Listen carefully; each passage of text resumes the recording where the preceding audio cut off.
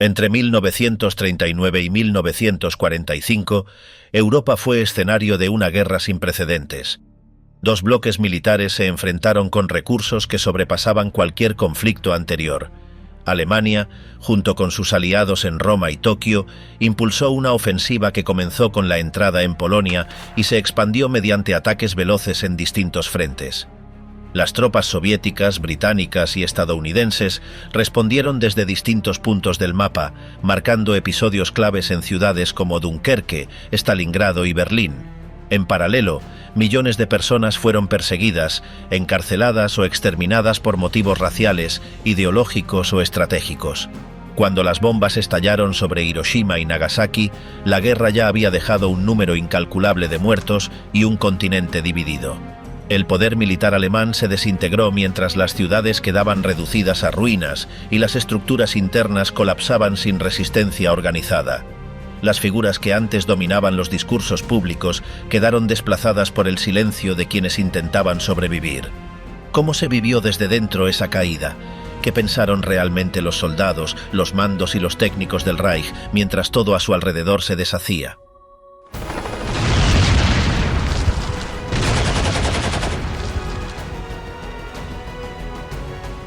El arranque de la maquinaria económica nazi. En el momento en que Hitler asumió el poder, el régimen comenzó a delinear un modelo económico que debía sostener no solo su permanencia política, sino también la futura expansión territorial. La idea de una economía cerrada, impulsada por el Estado y subordinada a fines militares, no fue una consecuencia de la guerra, sino su condición previa. Desde los primeros decretos, el Tercer Reich convirtió el crecimiento industrial en un objetivo estratégico, reforzando alianzas con grandes empresas que se adaptarían a una producción orientada casi por completo a los requerimientos del armamento. Este proceso no fue inmediato, pero sí planificado con una minuciosidad que excedía el cálculo económico y se aproximaba a una lógica de movilización permanente. El punto de partida fue una Alemania golpeada por la crisis financiera y el desempleo masivo. Pero lejos de optar por políticas ortodoxas, el nuevo gobierno intervino de forma agresiva en los mercados. La clave estuvo en generar un aumento rápido del gasto sin disponer de reservas. Para lograrlo, diseñaron un sistema de deuda interna oculta que permitió financiar el rearme sin recurrir a préstamos internacionales. Este mecanismo, basado en pagarés emitidos por entidades cercanas al régimen, funcionó como una línea de crédito paralela con escaso control externo. La creación de la empresa Mefo sirvió justamente para canalizar estos recursos hacia la producción de armas y materiales estratégicos sin que aparecieran como partidas oficiales. El resultado fue un crecimiento espectacular del empleo y de la producción en sectores específicos, especialmente el siderúrgico y el químico, que recibieron subvenciones directas a cambio de garantizar suministros a la Wehrmacht. Las relaciones con conglomerados como IG Farben y Krupp se intensificaron desde el inicio. Estas compañías no solo firmaron contratos ventajosos, sino que colaboraron activamente en la reconversión de sus fábricas para abastecer al ejército. El Estado fijaba objetivos, asignaba recursos y garantizaba pedidos, mientras las firmas privadas conservaban la gestión interna. Se trataba de una alianza donde ambas partes aceptaban una subordinación parcial a cambio de beneficios garantizados y proyección a largo plazo. La lógica detrás de esta expansión no era solo defensiva. Desde muy temprano, los estrategas económicos del régimen contemplaron la necesidad de ampliar el espacio productivo alemán más allá de sus fronteras. El concepto de autarquía no implicaba aislamiento completo, sino dominio sobre territorios ricos en materias primas esenciales. Las importaciones desde Sudamérica o el sudeste asiático resultaban inestables, por lo que la única alternativa era controlar zonas europeas cercanas. Esta idea se tradujo en programas de sustitución de importaciones que apuntaban al desarrollo de sintéticos, como el caucho artificial y los combustibles derivados del carbón. Pero a largo plazo, el objetivo era apropiarse de fuentes naturales en Europa Oriental, anticipando ya una economía de guerra extendida más allá del mapa nacional.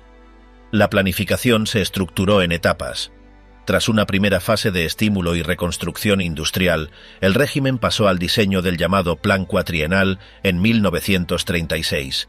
Esta iniciativa, coordinada directamente por Göring, fijó metas explícitas de autosuficiencia militar, expansión productiva y reducción de dependencia externa.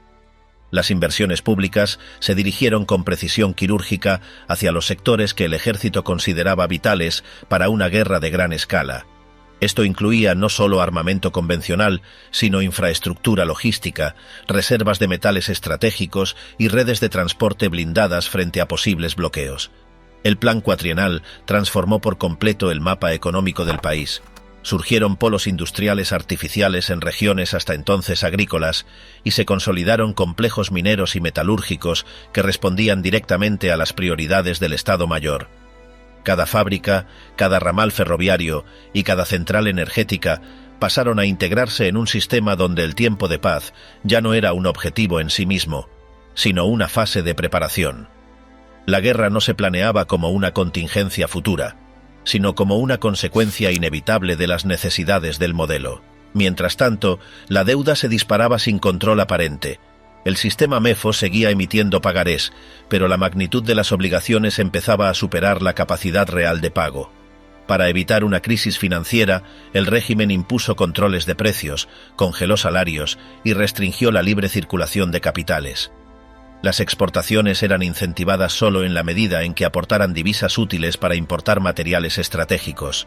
El resto del comercio fue sometido a acuerdos bilaterales donde Alemania fijaba condiciones de intercambio favorables, especialmente con países del sudeste europeo que pronto se convertirían en satélites económicos. Uno de los elementos más reveladores del período fue la forma en que las decisiones militares determinaron la estructura misma de la economía. Las proyecciones de consumo de acero, municiones o combustibles no se basaban en cálculos racionales de defensa, sino en modelos operativos que asumían la necesidad de atacar primero para evitar el colapso financiero. Es decir, la ofensiva no era solo una ambición política, sino una salida estructural al dilema económico creado por el propio régimen. La acumulación de deuda, la sobreproducción bélica y la rigidez del comercio exterior dejaban como única vía viable la apropiación de recursos por la fuerza. Así, el inicio formal del conflicto en 1939 no supuso una ruptura del modelo económico, sino su confirmación. La invasión de Polonia fue, en términos financieros, una extensión lógica del programa económico diseñado años atrás. En pocos meses, las industrias pesadas aumentaron sus turnos, los campos ocupados fueron reorganizados para producir en función de las necesidades del Reich, y las rutas ferroviarias se adaptaron para canalizar materias primas hacia el corazón de Alemania. El saqueo económico no fue improvisado ni desordenado. Respondió a planes elaborados por técnicos que habían estudiado cada variable desde mucho antes del estallido bélico. En paralelo, el ejército multiplicó sus exigencias. Cada unidad desplegada debía estar equipada, alimentada y transportada con insumos producidos en serie bajo estrictas normas de eficiencia. Esto obligó a acelerar aún más la mecanización, la estandarización de partes y la formación de cadenas logísticas coordinadas entre ministerios, empresas y unidades operativas. El modelo de producción bélica absorbía todo el aparato estatal y no dejaba espacio para actividades que no estuvieran alineadas con los objetivos de conquista. Incluso la agricultura fue reorganizada para garantizar el abastecimiento de tropas antes que el consumo civil. Para mantener este ritmo sin precedentes, el régimen recurrió a mecanismos de presión cada vez más autoritarios. La participación empresarial ya no era opcional, y las desviaciones respecto a los planes podían ser consideradas sabotaje. Las cuotas de entrega, los cupos de materias primas y los controles sobre la asignación de mano de obra transformaron a las compañías privadas en engranajes subordinados a una maquinaria de movilización total. En esa estructura, el capital se movía con libertad solo en la medida en que respetara los límites definidos por el Estado Mayor y los comités de planificación. Al llegar a 1940, la economía alemana ya no respondía a principios convencionales. Las metas productivas eran fijadas exclusivamente por criterios militares, y cada componente del sistema económico estaba subordinado al esfuerzo bélico. No existía un margen real para el desacuerdo, ni un espacio para la espontaneidad. Lo que había comenzado como una estrategia para salir de la crisis se había transformado en una estructura rígida que solo podía sostenerse mediante expansión constante. Y el siguiente paso ya estaba trazado en los despachos de quienes habían unido desde el principio los mapas económicos con los mapas militares. La marca Hitler, cómo se vendió una guerra. El ascenso del régimen se sostuvo desde el principio sobre una estrategia comunicativa deliberada, construida para transformar a un político extremo en una figura totémica. Desde los primeros años del partido, la exposición visual de su líder se articuló como una campaña coordinada, donde cada imagen, palabra y gesto eran calculados para reforzar un mensaje central: autoridad incuestionable. La figura de Hitler fue esculpida mediante recursos propios de la publicidad comercial, combinando técnicas modernas con una obsesión milimétrica por el control de la apariencia, y ninguna intervención se dejaba al azar. La retórica agresiva, los silencios prolongados, los énfasis repentinos, todo respondía a una lógica escénica precisa. El escenario se preparaba como si fuese un teatro, donde el foco iluminaba siempre a un solo protagonista.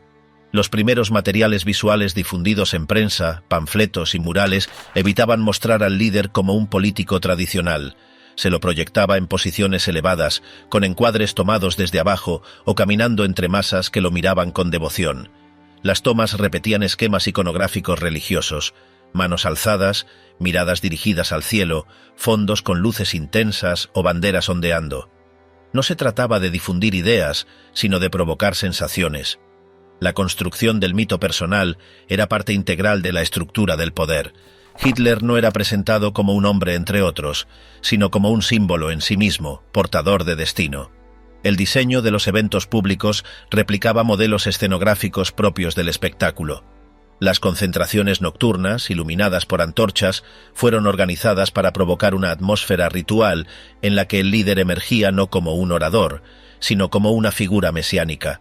Los uniformes, los saludos sincronizados y la música marcial reforzaban la idea de pertenencia a un cuerpo místico, y cada acto consolidaba la narrativa central. Obedecer no era un acto racional, sino una reacción emocional inevitable. La emoción sustituía al pensamiento, y en esa lógica el símbolo superaba al argumento. Los discursos eran escritos con un ritmo casi hipnótico. Las pausas, las repeticiones calculadas y los cambios de tono generaban una respuesta física entre los asistentes. Las palabras se reducían a consignas breves, memorizables, fácilmente gritadas en coro, y el nombre del líder se pronunciaba como un mantra colectivo, cuya presencia reemplazaba a la ideología. El objetivo no era convencer, era condicionar. La propaganda no informaba, adoctrinaba. Lo esencial no era el contenido, sino la forma. La fotografía oficial también fue una herramienta decisiva. No se trataba de capturar momentos espontáneos, sino de producir escenas controladas, donde cada detalle reforzara la imagen proyectada. El atuendo, el encuadre, la expresión facial, todo estaba supervisado. Durante años se evitaron las imágenes relajadas o familiares. El rostro debía permanecer severo, concentrado, impasible. Solo después de consolidado el culto se permitieron ligeras variantes que mostraban humanidad contenida, pero incluso esas versiones eran cuidadosamente coreografiadas. El cine se convirtió en un arma narrativa sin precedentes. Las películas que mostraban las concentraciones masivas omitían deliberadamente cualquier signo de disenso o ruido. Las tomas seleccionaban solo ángulos favorables, ocultaban vacíos y amplificaban los gestos colectivos. Los movimientos de cámara seguían una lógica circular, envolvente, que inducía una sensación de unidad sin fisuras. El sonido, manipulado en estudio, reforzaba los aplausos y amplificaba las aclamaciones. La cámara dejaba de ser un testigo para convertirse en coautora del relato. Los carteles reproducían sin descanso los rasgos faciales del Führer: frente amplia, ceño fruncido, mandíbula firme. La estética visual evitaba cualquier contradicción. No había lugar para la duda. Los rasgos se convertían en íconos mediante una simplificación clave, donde cualquier elemento que introdujera ambigüedad quedaba excluido. El rostro del líder debía ser reconocible en cualquier formato, desde una moneda hasta una postal, y esta repetición obsesiva tenía una función estratégica: eliminar la distancia entre la figura y el mensaje. Los eslóganes acompañaban la imagen como un eco constante, breves, categóricos, sin matices. Él es Alemania, un pueblo, un líder, un camino. La estructura era siempre binaria: ellos contra nosotros, orden contra caos, luz contra oscuridad. No se apelaba a argumentos, sino a pulsiones, y para eso se usaban las mismas técnicas que en las campañas comerciales: repetición, asociación emocional, saturación. El espacio urbano fue transformado en una extensión del aparato comunicativo. Las banderas no eran decoración, eran marcadores territoriales, y la iconografía del régimen se desplegaba en fachadas, plazas, estaciones, oficinas. Cada lugar debía recordarle al individuo su pertenencia al conjunto. La omnipresencia del símbolo impedía cualquier neutralidad, incluso el silencio se volvía sospechoso. En los años previos al conflicto total, la figura del líder fue separada de la acción concreta. Mientras el aparato estatal tomaba decisiones, la imagen pública del Führer se mantenía limpia, intacta. Se lo representaba como pensador, estratega, guía moral, nunca como gestor ni administrador. Esta división permitía trasladar responsabilidades sin erosionar el culto. Si algo fallaba, era culpa de los subordinados. Si algo funcionaba, era mérito del líder. Así se reforzaba el aura de infalibilidad. Los desfiles de tropas, organizados con precisión milimétrica, no eran solo exhibiciones militares, sino coreografías simbólicas. El paso sincronizado, las formaciones geométricas y los saludos en bloque convertían al cuerpo humano en instrumento visual. La masa dejaba de ser informe para convertirse en figura, y la armonía física proyectaba orden mental. El mensaje era claro: el desorden quedaba fuera, la disciplina estaba dentro, y en el centro, el que ordenaba, el Führer. Las publicaciones juveniles y escolares difundían versiones edulcoradas del mismo mito. Los relatos mostraban al joven Hitler como modelo de entrega, disciplina y superación, y los dibujos infantiles lo colocaban junto a animales nobles o paisajes luminosos. La historia se reescribía como cuento de redención, y la biografía se convertía en leyenda. La distancia entre realidad y ficción desaparecía. Lo que importaba no era la veracidad, sino la eficacia simbólica.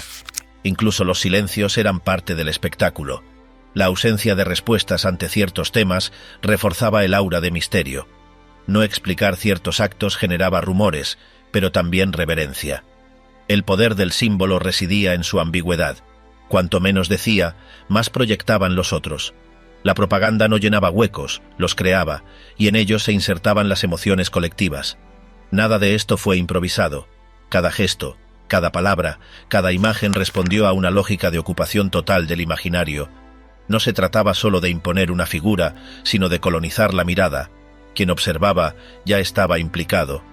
El culto al Führer no era un fenómeno espontáneo, sino un producto diseñado, producido y difundido como una maquinaria precisa, tan eficaz como cualquier arma desplegada en el campo de batalla.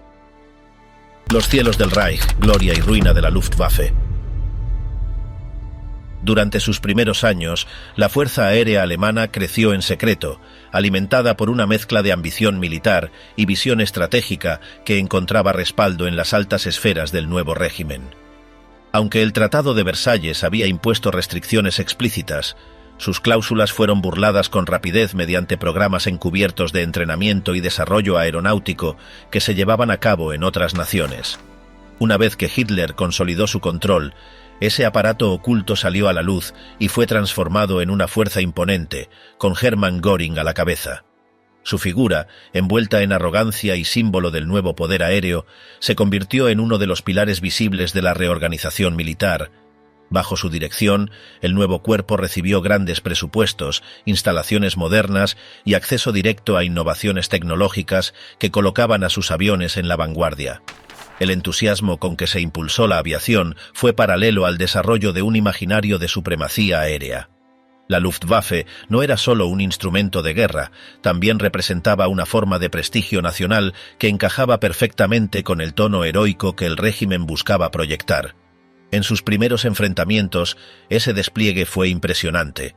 La campaña en España, usada como terreno de prueba, sirvió para poner a punto escuadrones, probar tácticas y afinar maniobras de bombardeo con una efectividad destructiva que llamó la atención del mundo. La formación de pilotos, los estándares de mantenimiento y la calidad del equipamiento colocaban a la aviación alemana en una posición privilegiada, lista para asumir un rol central en los siguientes conflictos. Las divisiones terrestres se movían con el respaldo constante de bombarderos tácticos y cazas que abrían paso mediante una combinación letal de velocidad y sorpresa. Esa coordinación elevó su reputación al nivel de mito, con escuadrones considerados invencibles. Las operaciones sobre Polonia, Noruega y Francia confirmaron esa imagen, donde el control del espacio aéreo parecía asegurado por completo.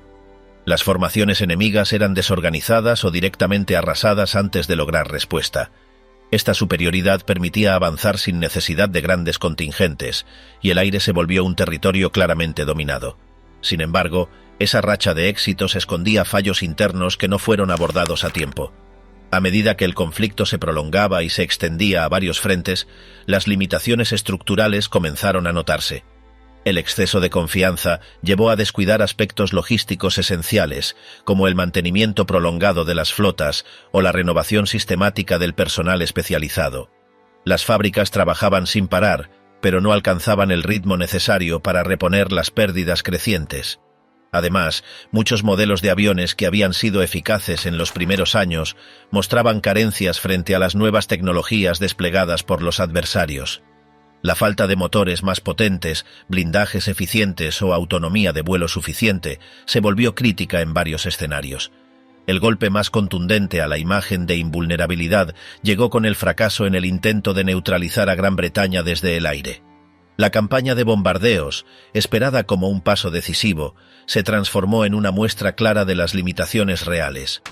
La defensa aérea británica respondió con intensidad, y el desgaste de pilotos, máquinas y reservas técnicas fue mucho mayor de lo previsto. Esta etapa marcó un cambio de ritmo para la Luftwaffe, que dejó de avanzar y empezó a perder terreno frente a una resistencia cada vez más organizada. Las expectativas se desmoronaron a medida que los informes mostraban escuadrones enteros mermados y la incapacidad de cumplir con los objetivos establecidos. Lo que antes parecía infalible se convirtió en una estructura agrietada que ya no podía sostener la presión acumulada.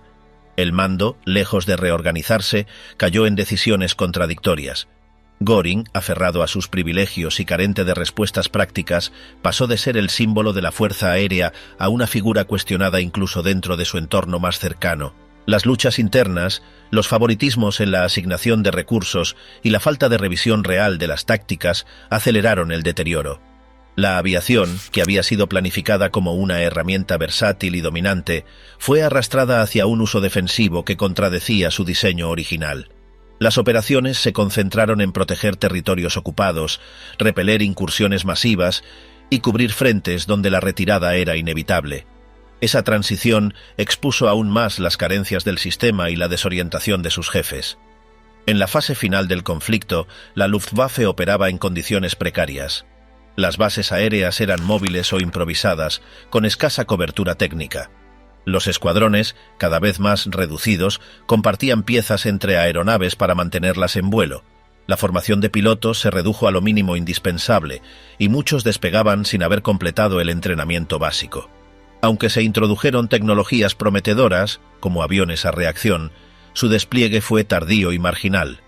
Lo que alguna vez fue una fuerza dominante se transformó en una red dispersa, obligada a actuar en fragmentos y sin posibilidad de recuperar la iniciativa. La caída de la Luftwaffe no fue solo el resultado de enfrentarse a enemigos más preparados. También reflejaba la fragilidad de un modelo construido sobre ilusiones de grandeza y sostenido por decisiones políticas que ignoraron las advertencias de los mandos intermedios. Lo que empezó como una promesa de supremacía terminó como una estructura rota, incapaz de sostener el peso de la guerra que ayudó a iniciar. El frente que nunca olvidaron, soldados alemanes en el este. Desde las primeras luces del 22 de junio de 1941, los convoyes alemanes atravesaron la frontera oriental con una precisión que no dejaba espacio para la duda. El terreno se abría frente a ellos en líneas interminables de trigo y polvo, donde cada división avanzaba sin detenerse, marcada por el ritmo constante de los motores y el chirrido de las orugas. La operación Barbarroja se desplegaba como un cálculo meticuloso, con mapas ya trazados antes de que los primeros disparos resonaran. Los soldados no intercambiaban palabras innecesarias. Algunos miraban hacia el horizonte, otros ajustaban sus armas o bebían agua caliente. Todo se movía al compás de una coreografía de acero que parecía no necesitar instrucciones. A medida que se adentraban en el interior soviético, las primeras aldeas derruidas por la artillería aparecían como cicatrices recientes en la tierra húmeda. Las columnas de humo salían de los techos partidos y entre los restos se veían animales muertos y herramientas abandonadas. El enemigo parecía haberse desvanecido, aunque los francotiradores seguían ocultos entre los árboles. En ciertos puntos, los blindados detenían su marcha para despejar los nidos de resistencia, mientras los zapadores inspeccionaban los caminos en busca de trampas. Las órdenes llegaban con rapidez. No había tiempo para evaluaciones, solo se actuaba. El objetivo era avanzar, y cada minuto de duda podía significar una emboscada inesperada. Durante las semanas siguientes, los informes describían la misma escena repetida en distintos tramos del frente. Pueblos incendiados, puentes destruidos, camiones enterrados en barro y soldados exhaustos atravesando paisajes cada vez más hostiles. En los rostros se notaba la marca del polvo seco y el sudor constante. El calor era sofocante y las lluvias breves solo empeoraban el estado de los caminos. En ocasiones, los hombres cruzaban zonas pantanosas en silencio, con el agua hasta la cintura, sujetando sus fusiles por encima de la cabeza mientras los caballos quedaban atrapados entre las raíces. Algunos se ahogaban sin que nadie pudiera detenerse a rescatarlos. Al llegar a las riberas del Dnieper, los comandantes reorganizaban las columnas para sortear las defensas soviéticas que habían logrado consolidarse. Las ciudades eran tomadas después de combates encarnizados que duraban días. En las ruinas se encontraban cuerpos quemados, casquillos vacíos, uniformes desgarrados. La artillería alemana abría paso con un estruendo incesante, mientras los cazas sobrevolaban las posiciones enemigas disparando en picado. Cuando el polvo se asentaba, las divisiones seguían adelante, dejando atrás los escombros que alguna vez fueron plazas y escuelas. Los mapas eran corregidos a diario, porque las condiciones del terreno y la resistencia del enemigo no coincidían con los cálculos iniciales. Los jefes de regimiento comenzaron a reportar fallos logísticos.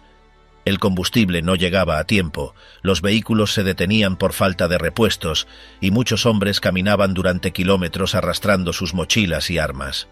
Las botas mojadas producían heridas abiertas que se infectaban rápido. El suministro de alimentos se volvía errático. Algunas unidades sobrevivían a base de latas viejas y pan endurecido, mientras otras se apoderaban de graneros vacíos donde quedaban sacos de harina o cebollas sueltas. La moral empezaba a deteriorarse, aunque nadie lo decía en voz alta. Los comandantes sabían que si los hombres percibían vacilación en sus líderes, todo podía desmoronarse. El verano fue reemplazado por un otoño húmedo que convirtió los caminos en ríos de barro. Los camiones quedaban atrapados en zanjas imposibles de reparar y los caballos caían con las patas partidas. A veces, la única opción era abandonar los vehículos y continuar a pie. Los soldados cubrían sus rostros con bufandas llenas de tierra y los choques frontales se hacían más frecuentes. Los soviéticos habían aprendido a dispersarse, a atacar desde distintos ángulos, a resistir con una ferocidad inesperada. Las emboscadas eran cada vez más precisas y muchas posiciones alemanas eran asaltadas durante la noche. Algunos destacamentos desaparecían sin dejar rastro y los mensajes enviados desde las radios portátiles nunca obtenían respuesta. Cuando el frío se volvió insoportable, las órdenes de Berlín seguían exigiendo mantener el ritmo ofensivo. Se señalaban nuevas ciudades, nuevas líneas que debían alcanzarse antes del invierno. En los campos abiertos se improvisaban trincheras con troncos y arena húmeda. Las mantas mojadas no protegían del frío creciente. La nieve apareció sin previo aviso, y con ella los primeros síntomas de congelación. Los dedos se ennegrecían, las narices sangraban, los pies no respondían al caminar. Las armas se atascaban por la escarcha y los motores no arrancaban en las mañanas. Aún así, las formaciones eran obligadas a seguir adelante, sin posibilidad de repliegue. Los combates alrededor de Moscú fueron distintos. Las divisiones alemanas se encontraron con una resistencia organizada, donde cada metro ganado costaba decenas de bajas. Las trincheras enemigas estaban reforzadas y las armas antitanque eran operadas con precisión. El terreno helado no permitía cavar posiciones seguras, y los hombres dormían en agujeros improvisados cubiertos de ramas. Algunos comenzaban a hablar solos por las noches, mientras otros pasaban horas enteras mirando la nada. Los partes hablaban de progreso, pero sobre el terreno lo único visible eran cuerpos cubiertos de nieve, vehículos abandonados, municiones mojadas y rostros sin expresión. En paralelo, el comando soviético había reforzado su red ferroviaria y comenzaba a movilizar nuevas unidades desde el interior del país. Trenes cargados de soldados, tanques recién ensamblados y provisiones llegaban cada día. Los refuerzos aparecían donde menos se esperaba, y muchas líneas alemanas eran flanqueadas sin previo aviso. Las retiradas se convertían en escenas caóticas, con soldados dispersos intentando mantener la cohesión. Los oficiales gritaban instrucciones que nadie escuchaba, y las divisiones se reorganizaban sobre la marcha intentando establecer nuevas líneas defensivas. Algunos pelotones quedaban aislados, atrapados entre la nieve y el fuego cruzado, sin contacto con el cuartel general. El invierno trajo consigo una certeza silenciosa. Ya no se hablaba de victoria inmediata ni de objetivos estratégicos. Se trataba de sobrevivir al siguiente día, de mantener en pie las armas, de impedir que las líneas se rompieran por completo. La ropa se endurecía por la escarcha, los vendajes se pegaban a la piel, los cuerpos se congelaban durante la noche. Muchos escribían frases cortas, sin sentido, o repetían gestos automáticos, con la mirada fija en el vacío. Los vehículos eran encendidos cada 2 horas para evitar que el aceite se solidificara. Las explosiones se escuchaban cada vez más cerca, y los rostros ya no mostraban sorpresa. Cuando el deshielo comenzó, las divisiones estaban diezmadas. Las bajas no se registraban con precisión. Se hablaba de números aproximados, porque muchos simplemente desaparecían en medio del frío y los combates. Las órdenes eran resistir, no retroceder. Cualquier retirada debía ser autorizada. Algunos regimientos permanecieron días enteros en las mismas posiciones, disparando con lo poco que quedaba, alimentándose de nieve sucia, durmiendo de pie. La idea de avance ya no existía. Lo único que importaba era aguantar. Nadie mencionaba el comienzo de la campaña ni los mapas trazados. Todo había sido absorbido por la misma línea blanca e inmóvil que no dejaba ver más allá de unos pocos metros. Matar, morir y callar. La guerra desde las trincheras alemanas. Los micrófonos escondidos tras las paredes de ladrillo no distinguían rangos ni provenían de interrogatorios formales. Simplemente grababan a 2 hombres sentados frente a una mesa, hablando como si la guerra fuese una parte más de sus vidas. Uno relataba cómo ejecutaban prisioneros al borde de una zanja. Otro recordaba la primera vez que presenció una decapitación. Lo decían con una naturalidad desprovista de tensión o culpa, como si fueran anécdotas más de la rutina en el frente. Los británicos registraban estas conversaciones privadas sin que los prisioneros lo supieran, acumulando horas de testimonios que no fueron diseñados para defenderse ni para justificar nada. Hablaban porque pensaban que nadie los oía. La guerra se había convertido en un entorno habitual, una costumbre asumida sin margen para dilemas. Algunos contaban cómo se deshacían de los cuerpos, otros lo que sentían después de disparar contra alguien que ya no ofrecía resistencia. Las ejecuciones sumarias aparecían en los relatos con detalles minuciosos: el número de tiros, la posición de la víctima, la expresión del rostro. Lo contaban como quien recuerda un día más en el trabajo. No se escuchaban debates morales, solo la descripción directa de lo que se había hecho y cómo. Esa frialdad no nacía de una crueldad individual, sino de una adaptación completa al entorno que imponía sus propias reglas. Matar se volvía parte del paisaje. En muchas grabaciones surgían historias sobre rusos capturados que eran obligados a cavar su propia fosa antes de ser eliminados. Nadie cuestionaba la orden ni preguntaba si era necesaria. Lo importante era si la pala funcionaba o si el terreno estaba demasiado duro. Lo que podía generar comentarios era la logística, no la muerte en sí. El acto de eliminar al otro no requería explicaciones. Se asumía, se ejecutaba y se pasaba al siguiente paso: sobrevivir y cumplir. No había otra lógica que esa. Algunas veces, los soldados hablaban de enemigos heridos a los que ayudaban brevemente, solo para rematarlos después. Para unos era una forma de compasión, para otros, un modo práctico de no dejar cabos sueltos. El dilema moral nunca aparecía. Lo que sí se manifestaba era un tono de camaradería entre quienes compartían esas vivencias, como si narrar la forma en que habían matado creara un lazo silencioso. Nadie se sentía juzgado. Ese pacto tácito se convertía en la norma.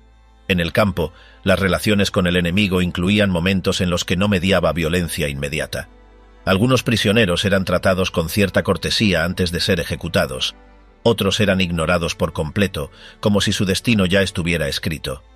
En esos relatos no aparecían discursos sobre justicia ni odio ideológico.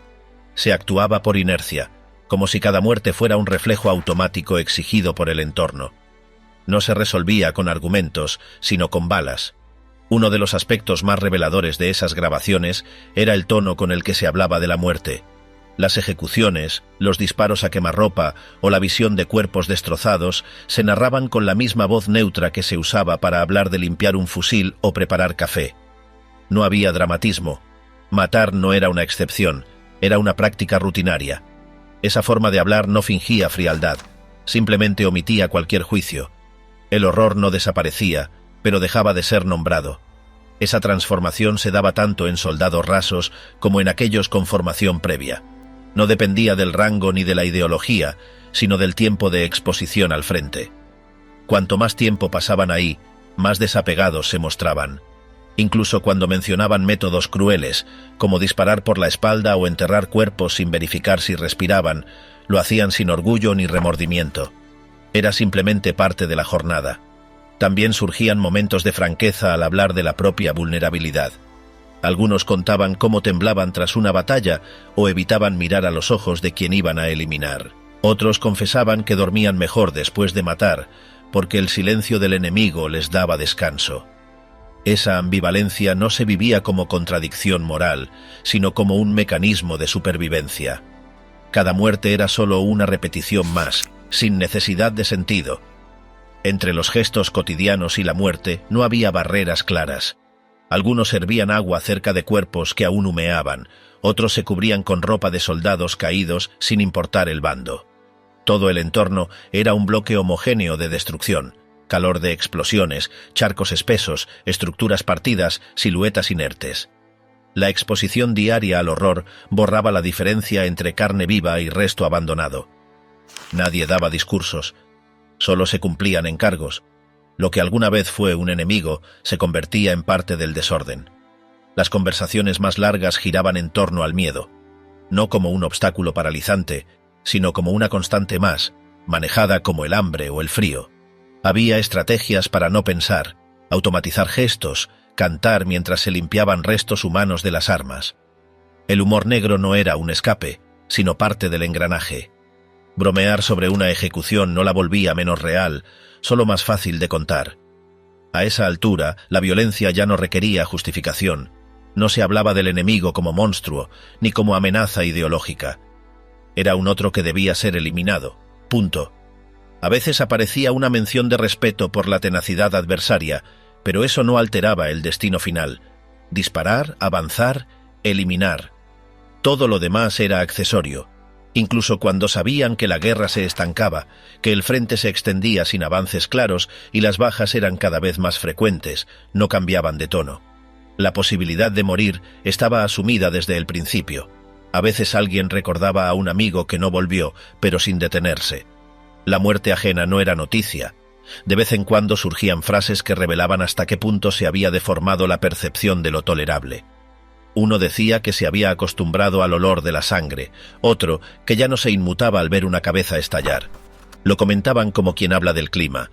No era insensibilidad, era adaptación. Sentir demasiado era un lujo. Callar, ejecutar y seguir era el único modo de no quebrarse.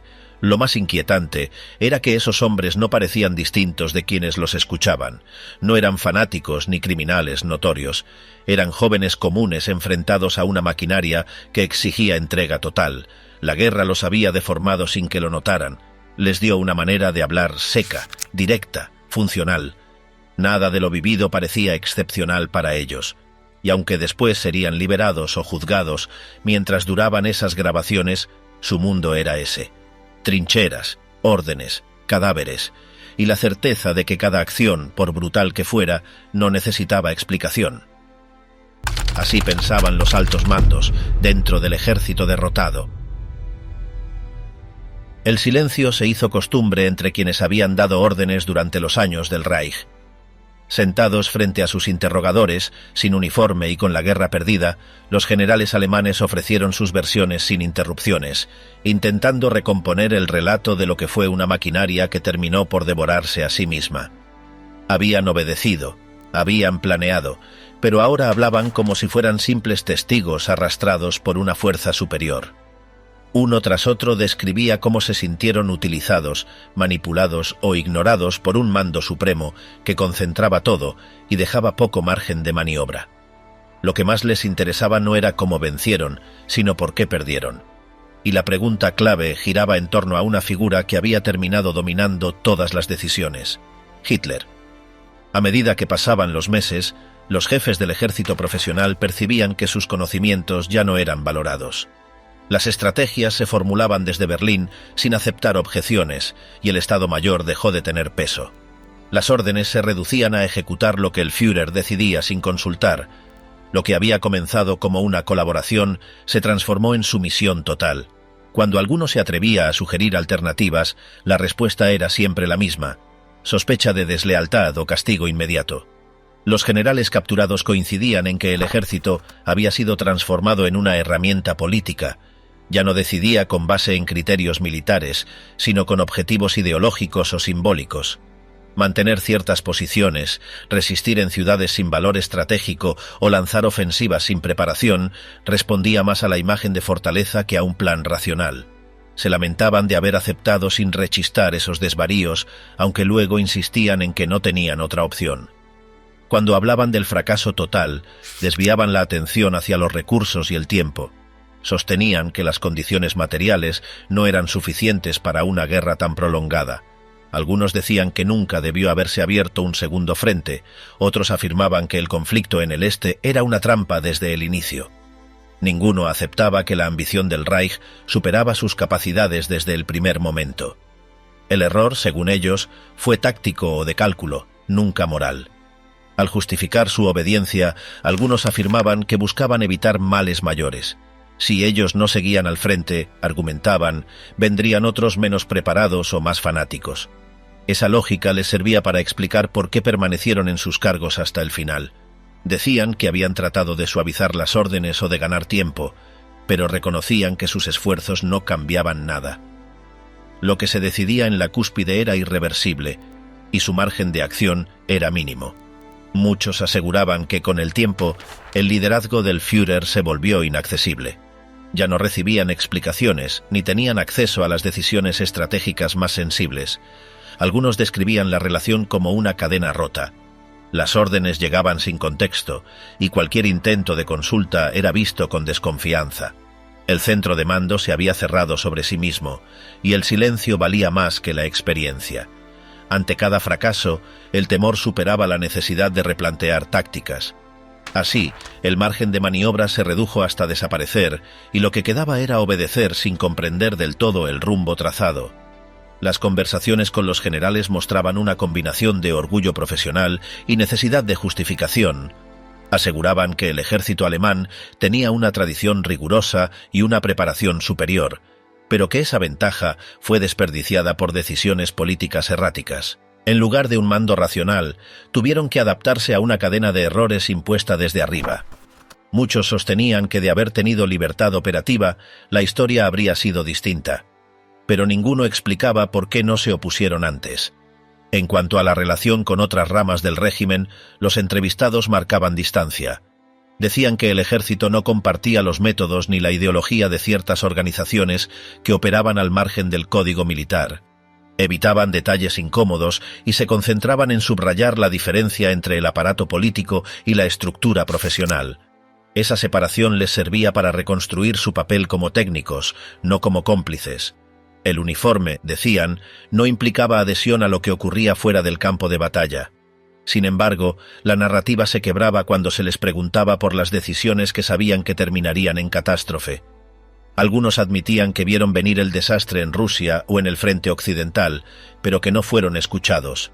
Otros decían que intentaron retrasar ciertas órdenes o modificar planes para salvar vidas, aunque siempre con resultados nulos.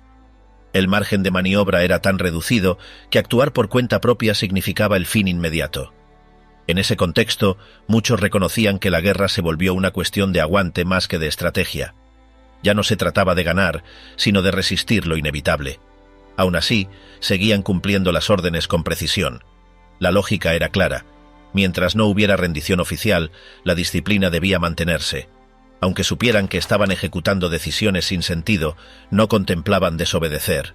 Esa obediencia fue la última línea que se mantuvo intacta hasta el colapso. Al final, esas voces no revelaban tanto sobre la guerra como sobre el modo en que los altos mandos enfrentaron la derrota. Más que revisar los hechos, buscaban reinterpretarlos desde una posición que les permitiera mantenerse como profesionales sin carga moral. El pasado era reordenado para encajar en una narrativa donde ellos no fueron culpables, sino testigos limitados por el contexto. Y aunque reconocieran errores tácticos o desajustes logísticos, evitaban tocar el núcleo del problema, la obediencia sin resistencia. El arquitecto del horror, la gestión bélica según Speer. El día en que Speer fue nombrado ministro de armamento, el sistema industrial del Reich operaba al borde del colapso. Las reuniones dejaron de ser meros intercambios administrativos para convertirse en sesiones operativas donde cada tonelada contaba. Desde su llegada, transformó su despacho en una central de operaciones que coordinaba flujos de materiales, ajustaba calendarios de entrega y modificaba rutas logísticas en tiempo real. Su método no partía de teorías, sino de resolver cuellos de botella con soluciones concretas. En lugar de reformular la estructura general, optimizó cada engranaje: ensamblajes, transporte, distribución. Allí donde otros veían caos, él imponía secuencias. Su intervención no cambió la lógica de guerra, pero convirtió el caos en una cadena de producción coherente y sostenida. A pesar de su juventud, se movía con soltura en medio de hombres curtidos por años de jerarquías. No daba órdenes con voz elevada, sino que mostraba resultados. Durante meses enteros dormía en su despacho, cruzaba el país en trenes especiales y reorganizaba talleres que hasta entonces habían seguido rutinas civiles. No hubo pausa. Las plantas metalúrgicas de Essen, las líneas de ensamblaje en Kassel, las fundiciones de Linz, todas pasaron por sus manos. No toleraba interrupciones, ni siquiera cuando Himmler enviaba delegaciones para imponer medidas paralelas. Cada intervención que no respondía a la lógica de producción era anulada con cifras y plazos. Göring lo detestaba. Desde su oficina sobrecargada de trofeos y alfombras, el viejo mariscal veía cómo su influencia se diluía frente a los informes de rendimiento que Speer entregaba directamente a Hitler. La disputa no era ideológica, era técnica. Mientras uno hablaba de autoridad, el otro respondía con eficiencia. Durante los primeros meses, chocaron por el control de los recursos del plan de 4 años. Speer se impuso sin elevar el tono, simplemente bloqueando suministros a los departamentos que no cumplían los estándares establecidos. Su ministerio absorbía funciones sin hacer ruido y en menos de un año había desplazado al antiguo sistema. Hitler observaba con aprobación. No buscaba un político, buscaba a alguien que hiciera girar la maquinaria sin preguntas. Cada visita del Führer a las plantas del Reich se convertía en una exhibición técnica. No hablaban de ideología, hablaban de ejes de transmisión, de hornos de fundición, de rendimientos por hora. La confianza entre ambos creció, pero nunca fue una relación de amistad. Hitler admiraba su capacidad de ejecución, y Speer se aferraba a esa admiración para conservar una autonomía que no tenía precedentes. Bajo su gestión, se multiplicaron los turnos de producción, se centralizó el transporte ferroviario y se eliminó toda duplicidad en los procesos industriales. En su oficina, las paredes no tenían símbolos partidarios, solo mapas, estadísticas y planos. Delegaba con precisión, pero intervenía cuando algo amenazaba el ritmo general. Cada retraso de una fábrica en Austria, cada fallo en el suministro de acero en el Ruhr, era reportado en tiempo real. No había margen de error. Mientras la guerra se desplazaba hacia el este, él mantenía intacto el flujo de munición, tanques y piezas de aviación. Cuando alguno de los altos cargos intentaba imponer medidas que comprometieran la producción, se encontraba con un frente cerrado. Speer protegía su sistema con la misma dureza con la que un general defendía una posición. En su trato con Himmler, todo era calculado. Nunca lo confrontaba directamente, pero tampoco cedía ante sus interferencias. Cuando se presentaban demandas para asignar personal o instalaciones a funciones ajenas al frente, respondía con cuadros comparativos y previsiones de impacto. No era un negociador, era un técnico con poder. Cada conflicto se resolvía no con discursos, sino con la presión constante del suministro militar. Nadie dentro del círculo de Hitler había conseguido operar con tanta independencia sin provocar represalias. Los trenes que él coordinaba no paraban. Día y noche, piezas de artillería, blindajes, motores y suministros cruzaban el Reich en secuencias milimétricas. Cuando los bombardeos aliados dañaban las fábricas principales, activaba redes de reserva que ya estaban preparadas. Nunca dejó de anticipar. Desde sus primeros meses en el cargo, había previsto duplicaciones ocultas, rutas alternas, depósitos dispersos. Sabía que los frentes no se sostenían con ideas, sino con toneladas. Mientras otros hablaban del espíritu alemán, él hablaba de rendimiento por tonelada de carbón. Incluso en el último año de la guerra, cuando otros ministerios colapsaban, el aparato que Speer había afinado seguía operando con precisión técnica. Más que una extensión del poder político, su red logística funcionaba como una estructura autónoma que respondía a métricas, no a discursos. En medio del bombardeo de Berlín, los trenes aún partían porque el sistema había sido diseñado para sostenerse sin necesidad de adoctrinamiento ni lealtades personales. Ninguna unidad combatía sin haber recibido equipamiento bajo su dirección. Ningún frente podía sostenerse sin la secuencia que salía de sus depósitos. Durante meses enteros, su influencia fue tan decisiva como la de cualquier comandante de campo, aunque nunca disparara un arma. No por ambición, sino por estructura. Cada decisión suya se traducía en horas de combate, en columnas blindadas, en munición entregada a tiempo. Y cuando el Reich colapsó, no fue su sistema el que falló primero. Fue el ejército el que se replegó, las líneas las que cedieron, los mandos los que vacilaron. Su maquinaria, aunque herida, todavía giraba. Hasta el final, los trenes partían, las fábricas resistían y los informes seguían llegando. Speer no construyó un imperio ideológico, construyó un motor que no dejaba de funcionar. La traición desde dentro, la conspiración de Stauffenberg. No todos los uniformes del Reich escondían lealtad absoluta. En la penumbra de los despachos militares, mientras los frentes ardían, un grupo de oficiales alemanes tejía el único intento serio de quebrar el régimen desde su interior. Klaus von Stauffenberg, el hombre que daría nombre a la operación, no surgió de la nada ni actuó solo. La gestación del complot fue larga, sinuosa y llena de dudas. Alrededor de él orbitaban figuras que más que revolucionarios eran oficiales profesionales convencidos de que el rumbo impuesto por Hitler llevaría al país a la destrucción. Aunque compartían el uniforme, sus visiones eran distintas. No todos pretendían democratizar Alemania. Algunos solo buscaban frenar la catástrofe. Las primeras dudas no surgieron por las derrotas, sino por el rumbo que tomaban las órdenes incluso en medio de las victorias. A medida que avanzaban las campañas, varios oficiales empezaron a notar que las decisiones estratégicas respondían a impulsos personales y no a evaluaciones profesionales. Hitler intervenía en detalles operativos sin consultar a sus jefes de campo, y esa interferencia constante generaba incomodidad. La ofensiva contra la Unión Soviética marcó un antes y un después, los partes de bajas masivas, los problemas logísticos sin resolver y la falta de coordinación entre frentes alimentaron una inquietud que dejó de ser privada. En encuentros discretos, miembros del alto escalón empezaron a plantearse que frenar aquella deriva requería algo más que informes, hacía falta detener al hombre que los dictaba. Los planes no fueron lineales ni unificados. Hubo varias tentativas previas a la que acabaría concretándose en julio de 1944.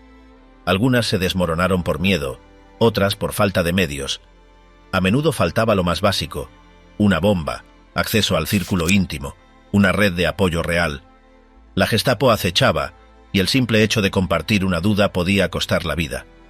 Por eso, muchas iniciativas quedaron en ideas mal susurradas o en cartas quemadas. Pero poco a poco, y con más desesperación que esperanza, se consolidó un núcleo duro con recursos, determinación y conocimiento suficiente para acercarse a Hitler.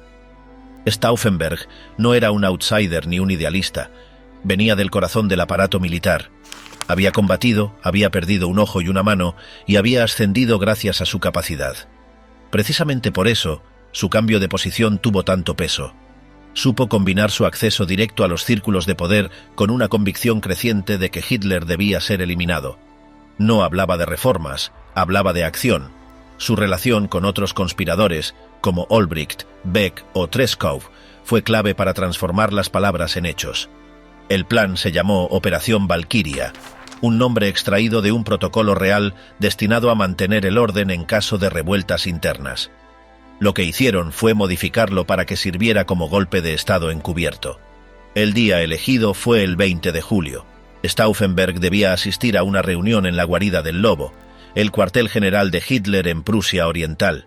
Llevaba en su maletín un explosivo activado por un temporizador químico que estalló, pero no mató al objetivo. Un cambio de lugar en la mesa y el grosor del mobiliario amortiguaron la onda expansiva. La noticia de que Hitler seguía vivo se propagó con rapidez y el plan se vino abajo. La Operación Valquiria, que debía activarse en Berlín con la ocupación de puntos clave y la detención de los líderes nazis, quedó paralizada por la incertidumbre. La indecisión fue letal. En pocas horas, los conspiradores fueron detenidos. Algunos, como Stauffenberg, ejecutados de inmediato. Otros, sometidos a juicios sumarios o entregados a los tribunales especiales. Las consecuencias se extendieron por toda la Wehrmacht. Las purgas alcanzaron a miles. El régimen aprovechó el intento fallido para reforzar el control, eliminar disidencias y alimentar el mito de la invulnerabilidad del Führer. Pero el golpe dejó una marca. Por primera vez se había roto la imagen de unanimidad. Incluso desde los mandos militares, alguien había decidido que continuar no era opción. Las razones que empujaron a los conspiradores no eran homogéneas, y sus motivaciones abarcaban desde principios morales hasta el temor al colapso del país. Estaban quienes deseaban un acuerdo de paz con los aliados occidentales y quienes simplemente querían un nuevo orden sin Hitler. No compartían una ideología común ni un plan de gobierno posterior. Lo único que los unía era la necesidad de terminar con el poder absoluto que había sumido a Alemania en una guerra sin salida. Lo que sucedió después fue tanto una represión como una lección interna. Algunos oficiales que habían dudado hasta el último momento se replegaron. El terror generado tras el fracaso de la operación convirtió cualquier intento futuro en un suicidio anunciado, pero entre las ruinas del intento quedó también un testimonio. Aquel núcleo de resistencia había demostrado que la obediencia no era unánime y que incluso en el centro del aparato quedaban reductos de conciencia. El régimen los borró de la historia oficial, pero la documentación capturada, las actas de los interrogatorios y las declaraciones postguerra devolvieron sus nombres y sus decisiones al relato. Lo que para el régimen fue traición, para otros fue el único acto de dignidad en medio del derrumbe. Colapsando desde adentro, la caída y el castigo final. El paisaje se volvía más extraño mientras las tropas alemanas retrocedían. No era solo el frío, sino la pérdida total de rumbo. La marcha continuaba entre ruinas, caminos sin nombre y árboles inmóviles. En medio del desorden, un soldado avanzaba por inercia, con la mirada baja y pasos automáticos. Ya no sabía si era de día o de noche. Las ciudades quedaban atrás como sombras, y los cuerpos tirados se confundían con el entorno. Nadie preguntaba nada, porque ya no había a quién. El único objetivo era alejarse del estruendo, buscando alguna señal de refugio, o al menos silencio. El frente había dejado de existir como línea reconocible. Todo era una mezcla de retiradas sin dirección, emboscadas invisibles y columnas errantes que no sabían en qué aldea estaban. El soldado seguía caminando, con menos peso en la mochila y más en la cabeza. Aprendió a no girarse si alguien caía. Las ráfagas cortas de artillería ya no sorprendían, eran parte del fondo sonoro. El hielo crujía bajo los pies con una advertencia constante. El avance era torpe, sostenido por el miedo a quedarse atrás. Los abrigos se compartían como si fueran parte de un cuerpo colectivo. Dormir era exponerse, así que se dormitaba por momentos breves, con los ojos entreabiertos. El soldado ya no pensaba en banderas ni en mapas. A veces apretaba una carta vieja contra el pecho, como si todavía guardara algo de calor. Los pies dolían todo el tiempo, y el fusil se había vuelto una prolongación muda, más carga que herramienta. Las órdenes, cuando llegaban, eran gritos sin fuente clara. Ya no había jerarquías visibles. Solo quedaban reflejos. Moverse si los demás se movían, cubrirse si algo estallaba, vigilar si alguien caía. La disciplina se había disuelto en gestos automáticos. A veces, al girar en un sendero, el paso se interrumpía por cuerpos en el suelo. Se seguía caminando, sin mirar mucho, sin pensar en nada. Si se divisaba una fogata, se acercaban con cautela, con el arma empuñada. Nadie hablaba el mismo idioma. Algunos balbuceaban cosas sin sentido, otros repetían canciones con la voz ida. El soldado no esperaba órdenes, ni milagros. Caminaba porque detenerse era rendirse. El final no llegó con una explosión, sino como un vacío progresivo, una pérdida de ritmo, una caída sin ceremonia. Solo se detuvieron cuando los cuerpos no pudieron más. El enemigo no tenía rostro. A veces era una sombra entre árboles, otras un susurro en un idioma lejano. El soldado, cubierto de escarcha, entendía que el frente había desaparecido, que no quedaban banderas ni batallones, solo quedaban sus pasos y el eco de los que no volvería a dar. Cuando los soviéticos ya estaban sobre Prusia Oriental, muchos comandantes locales aún se negaban a permitir que los civiles huyeran. El cerco avanzaba, pero en varias regiones los funcionarios del partido seguían ordenando la defensa total de pueblos condenados. El aparato administrativo, ya deteriorado desde el bombardeo de Hamburgo y la caída de los Balcanes, comenzó a resquebrajarse con órdenes contradictorias, evacuaciones mal organizadas y la ausencia casi total de transporte. Algunos intendentes locales seguían esperando refuerzos prometidos desde Berlín, mientras otros huían por su cuenta. No hubo una retirada sincronizada, solo vacíos que cada ciudad rellenó como pudo, improvisando comités que intentaban negociar rendiciones parciales, mientras los batallones más fanatizados ejecutaban a quienes sugerían cesar la lucha. En ciudades como Kassel, Erfurt o Zwickau, muchos alcaldes fueron sustituidos por miembros del partido sin experiencia militar, que ordenaban defender cada calle como si fuera el Reichstag.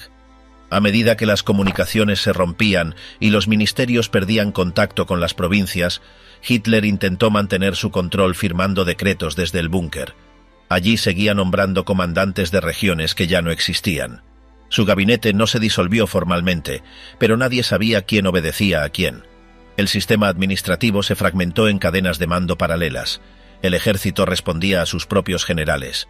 El partido creaba redes del Volkssturm, que apenas sabían usar un fusil, y los Gauleiter imponían decisiones que no se coordinaban ni con las divisiones ni con la policía.